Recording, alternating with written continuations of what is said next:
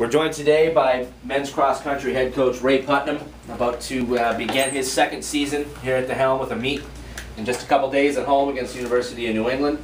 Coach, you guys have been running here, practice and training for about a week and a half or so. Just talk about how things are going so far with your team. I really had not great expectations for this team this year, and then I got these runners in here, and for the most part they're hard workers, they're very talented, and all of a sudden the men are starting to talk about, are we a championship caliber team, coach?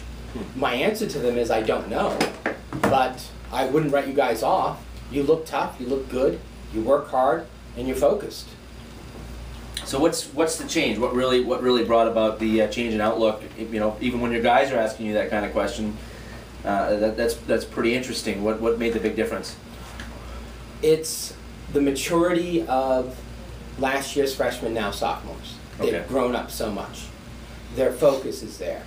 The silliness is gone.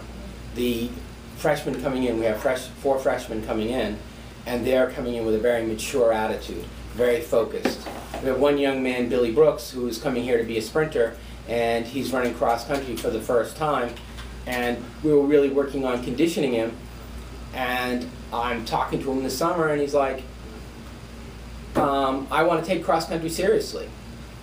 And he comes in here the first week, and he's working his tail off. He's out there running with some of our top guys, and at the end of the races, he's working hard to outkick them. You know, I mean, not the races, but the intervals and the VO2 max. He's out there working his tail off. And this is a kid you expected to come in and, you know, maybe be a guy who's out in the back. Now he looks like he's going to be up somewhere in the front with the top of the team. Well, that's a huge boost.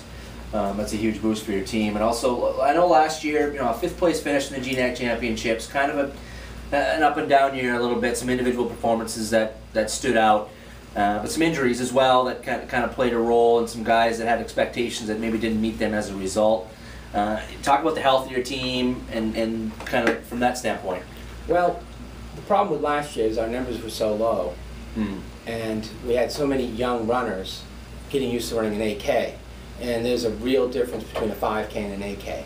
The women come in here and they're used to running a 5K. They run a 5K all year. Their last 2 races are 6Ks. So there's not that much of an adjustment for them. With the men, there's a huge adjustment. All of a sudden they're running almost 2 miles further than they did in high school.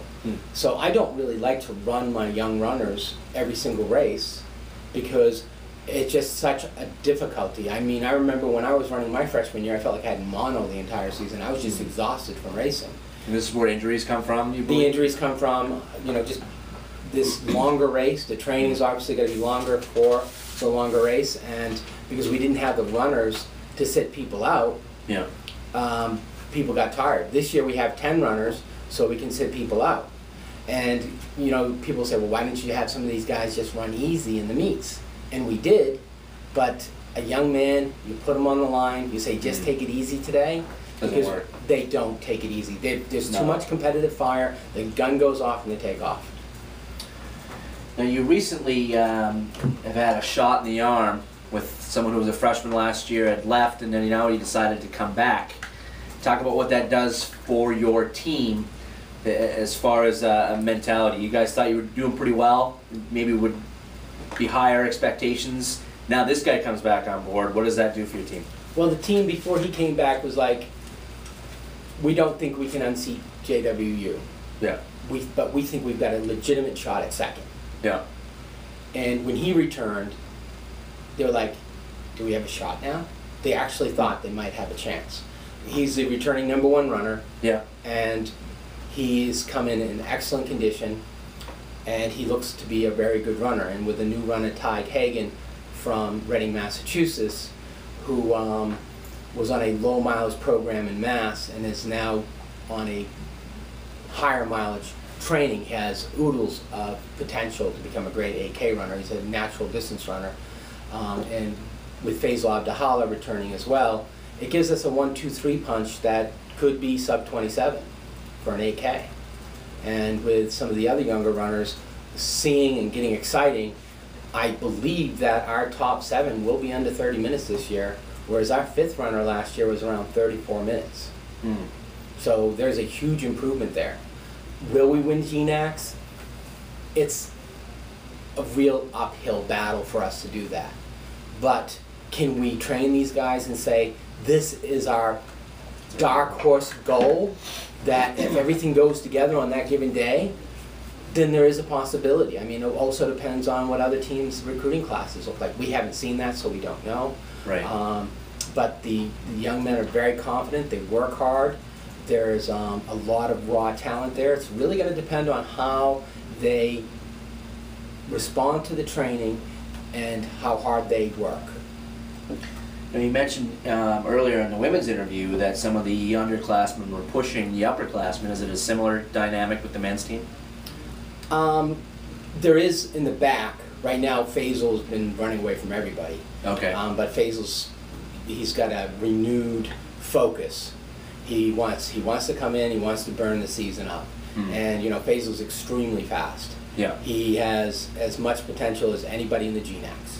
And he was one who went through a few injury bugs last year, and then at the end of the year, he was finally starting to get there a little bit. Was that right? Well, what happened with him is Ramadan fell in the first few weeks of our season. Ramadan is a Muslim holiday where they fast and don't drink for a month, and there's usually a difficult adjustment, not during Ramadan, but after Ramadan. There's a month adjustment because he becomes so used to not drinking water during the day that where they ritualistically drink water in the morning and then after sun breaks, they have that in their system, but all of a sudden the ritual of drinking water in the morning and the evening is gone, but he's used to not drinking, so he was dehydrating a lot. Okay. So Ramadan's been over because they're on the Arabic calendar, and now he's back to used to drinking water. So the dehydration can be an extremely difficult thing for a runner. I mean, he's a young man that I'm always reminding to drink water. So that'll be a huge role this year, and him coming back in as a leader. He's the team captain, and he certainly is able to lead a group both in times and off the course as well. Yes, but now that Joe is back, Joe was readily beating him last year. They'll push each other. They pushed each other all last year, and I think once Ty gets used to the training, he'll be right with them.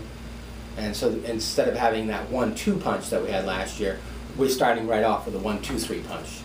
And if two of the runners that are developing in the back can get within a minute of those two guys, we'll be if we can have a minute to a minute and a half pack, we'll be a force. Absolutely.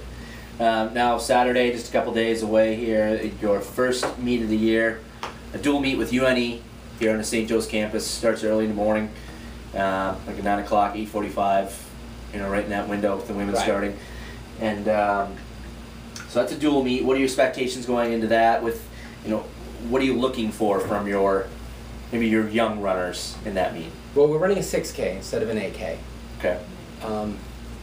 So I want to see how they're able to handle the extra 1,000. Okay. And that will give me some kind of an idea how they're going to be able to handle.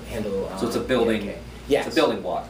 Okay. So I want to basically see how they are, how they are at the 2 mile point, in reference to where they would have been in high school at the 2 mile point. Okay. What they should be doing their freshman year of college by mid-season, they should be able to hit their 5K time faster through 5K while running an 8K. And we had that last year. So we're not going to see them do that this week because it's their first meet and they're running tired. So I'm really looking to see where they're at 2 miles and what the what kind of a regression we see from 2 miles to the 6K. Okay. And then you get into the meat of your schedule with a meet at UNE the following weekend, and then a few meets to run Monks Invitational, which is here on campus, of course, October 6th. And then we get into the championship season with the state of Maine, the GNAC, ECAC, NCAAs. Talk about how the schedule is constructed. Well, very similar to the women. We are going to run tired into the championship. At that point, we'll be putting them through the peak cycle. We'll be looking at the team and seeing when is the best time to peak them. Most likely with this team, we'll probably peak for GNACs. A little different than the women's. We'll probably, we've got to evaluate the women as well to see when we're going to peak them. but the chances are you can see right off that we're going to be peaking the men for the GNACs, and then just trying to hold the peak through the ECACs and the NCAA qualifier. Okay. So we are going to run them hard. They're going to be tired. Like I said in the women's interview, Riviera will be the important regular season meet to get used to that course. And Right. there's a lot of confusing turns in that course, so I want them to know that course well. So when they're running that course, they have no confusion. Because when you're racing and you're confused, it makes you think. And the biggest problem for a distance runner is when they get in their head. The only thing they should be thinking about is strategy, how to move, where to position themselves. If they're outside of that thinking realm, it's too much and they're going to slow down. So Right. we want them to know that course inside and out. Okay. Is there anything else you want to add about your men's team and the season to come? I think that this men's team is a hard-working group of young men. I'm seeing unusual maturity in the young runners. I'm very impressed with the progress of the returners. Just a much more mature group. It's obvious they worked hard in the summer. I'm very happy with where they are right now. All right, great. Thanks a lot for your time, Coach, and good luck this season. You're welcome.